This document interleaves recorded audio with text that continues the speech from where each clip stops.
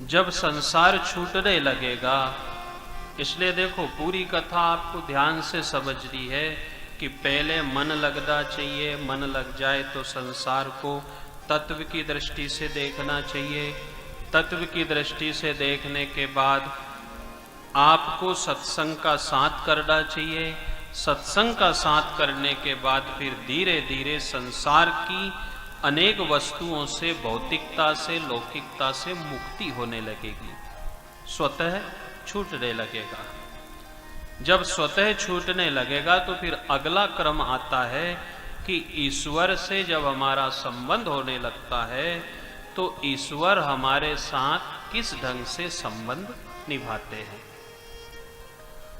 लोग रोज जाएंगे, दर्शन करेंगे, वंदन करेंगे, मिलेंगे, तो कभी कभी मन में आएगा कि ना तो भगवान दिखते कभी, ना दर्शन देते। हम रोज जाते हैं, क्या हुआ आज तक? पर उधर से उत्तर आया कि देखो भगवान हमारे साथ व्यापार नहीं करते, व्यवहार निभाते हैं। यदि हम दुकान पे जाएंगे, किसी को हमने पैसा दिया, उसने तुरंत वस्तु दे दी, धन देकर के जो वस्तु दे दी उसने, इसको हम लौकिकता में व्यापार कहते हैं।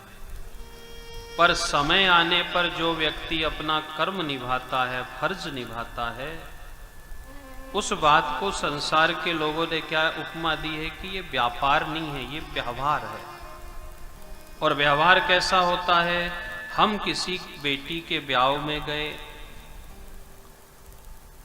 हमने उसे दहेज दिया, उसने बराबर लिया, कोई वस्तु ली, कॉपी में लिखी, रजिस्टर में लिखा उसे। अब अपने मन में आया कि इसने क्यों लिखा, तो उसने कहा कि मैंने इसलिए लिखा कि समय आने पे इन्हें इस वस्तु का व्यवहार वापिस किया जाएगा। जब इनके यहाँ भी कोई लगन लगेगी, कोई आयोजन होगा। उसने ऐसा नहीं लिखा कि बाजार में जाओ तुरंत ला करके इसको दूसरी दे दो।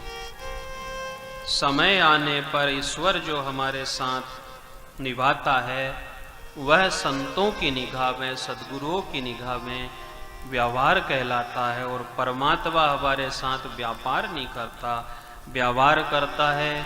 और व्यवहार ये कहता है कि प्रभु मैं तुम्हारे द्वार पे रोज रोज जाती हूँ, रोज दर्शन बंदन करती हूँ। एक दिन ऐसा आएगा कि मेरी आत्मा की लगन आपसे लगेगी। उस दिन देखो संसार के लोग आ सके नहीं आ सके, परिवार के लोग साथ निभा सके नहीं निभा सके, तब मेरा सिर्फ आपसे एक निवेदन होगा कि आप भले जीवन भर मेरे कार्य में उपस्थित मत होना, पर मेरी बेटी का आखिरी ब्याह है, इसमें आपको अवश्य आना है।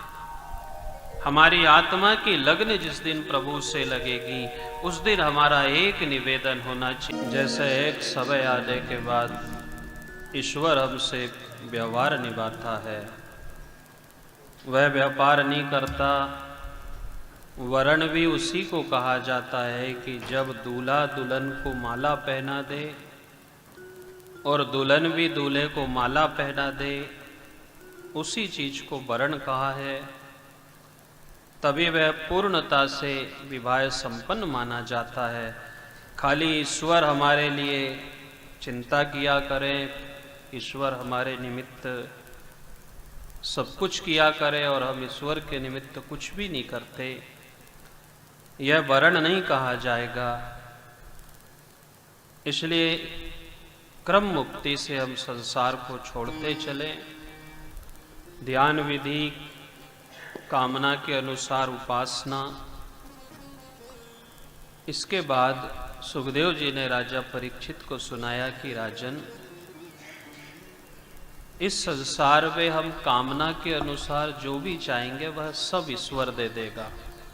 रूप चाहिए तो कामदेव की आराधना है, लक्ष्मी चाहिए तो कुबेर लक्ष्मी की आराधना है, सिद्धि चाहिए तो शिव की आराधना है, शक्ति चाहिए तो दुर्गा की आराधना है।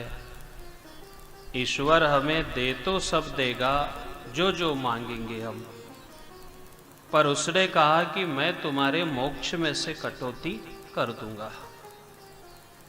इसलिए ये बड़ा गहरा चिंतन रहा कि संतों से कभी ईश्वर ने दर्शन देकर के मांगने का निवेदन किया तो उन्होंने कहा कि प्रभु हम आपसे कुछ नहीं चाहते, धर्म न अर्थ न काम रुचि गति न चयहूं निर्वाणी। आप ना हमें धर्म दो, ना अर्थ दो, ना काम दो, ना मोक्ष दो, ना गति निर्माणी चाहिए। बार बार सिया राम जी पद।